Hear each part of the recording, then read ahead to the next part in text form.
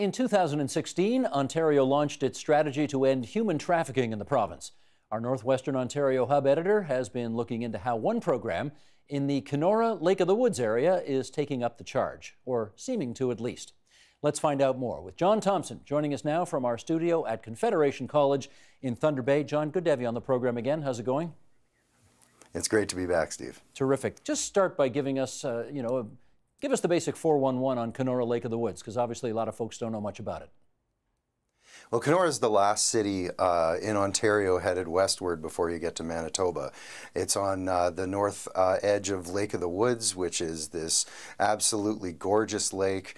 There's about 15,000 people there, and it's geared to the tourist economy in the aftermath of the logging collapse. And so the population doubles in the summertime. There are camps peppered across 15,000 islands and more coast than Lake Superior.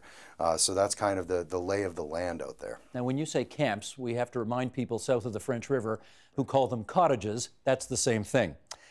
You've got a story on tvo.org, our website, where you describe a conference that happened a few years ago. It was about human trafficking, and someone brought forward allegations of human trafficking in Kenora. I wonder how people responded to that. The allegations specifically were that there was a circuit that runs from Winnipeg to Thunder Bay, where mostly women are being trafficked in just about every small town in that area. Specifically, those allegations were that women were being trafficked to the islands and to the camps and cottages on Lake of the Woods. And that was something that even people in the social service sector hadn't heard before. I suspect that many people watching tonight, this will be the first time that they've heard of it. Indeed. Now, the province, obviously having heard this, came forward with a program to deal with it. What's the nature of the program? What's it supposed to do?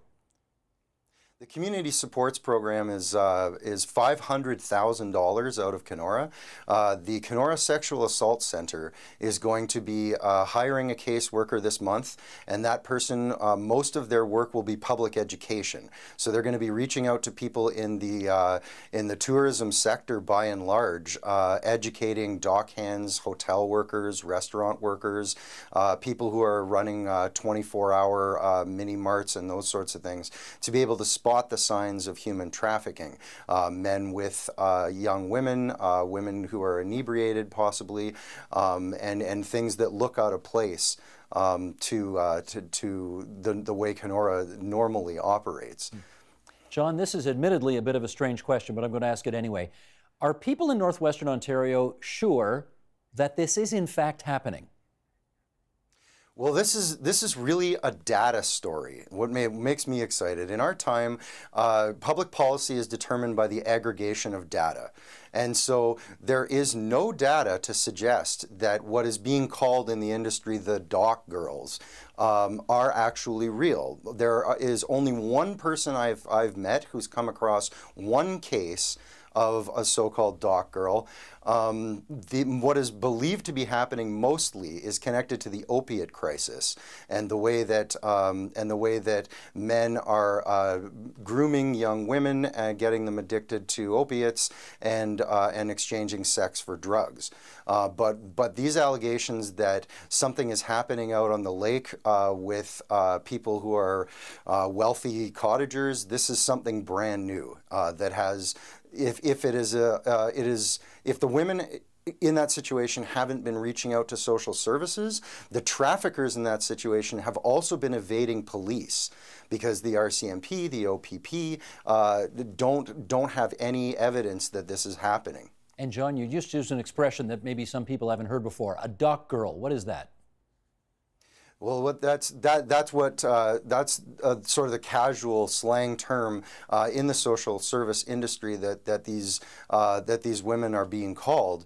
Again, I have only encountered one person who has encountered one person who is in that situation. But if you are the government of Ontario and you make decisions based on data, then you have to and there is no data.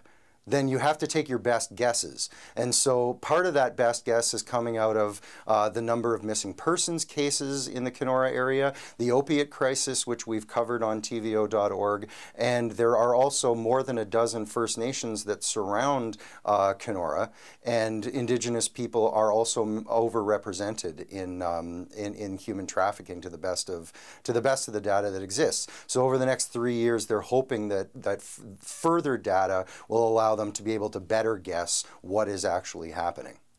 John, you hearing any rumbles of other approaches that you think some of the decision makers there ought to be taking instead of the approach favored by the current Ontario government?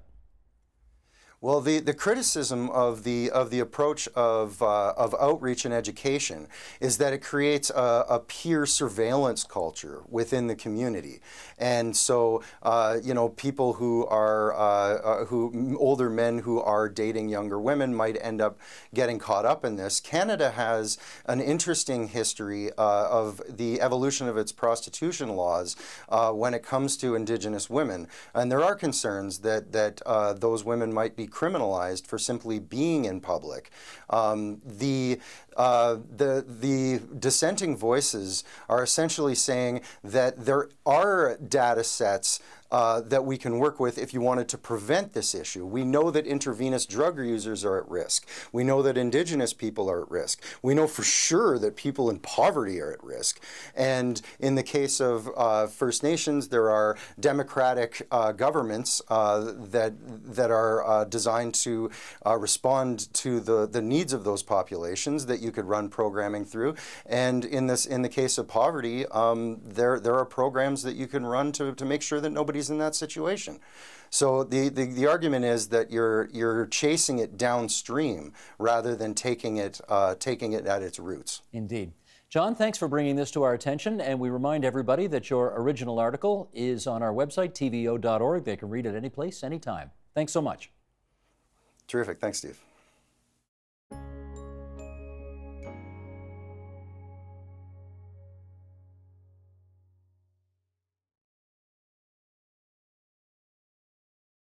The Agenda with Steve Paikin is brought to you by the Chartered Professional Accountants of Ontario, helping businesses stay on the right side of change with strategic thinking, insightful decisions, and business leadership. Are you on the right side of change? Ask an Ontario CPA.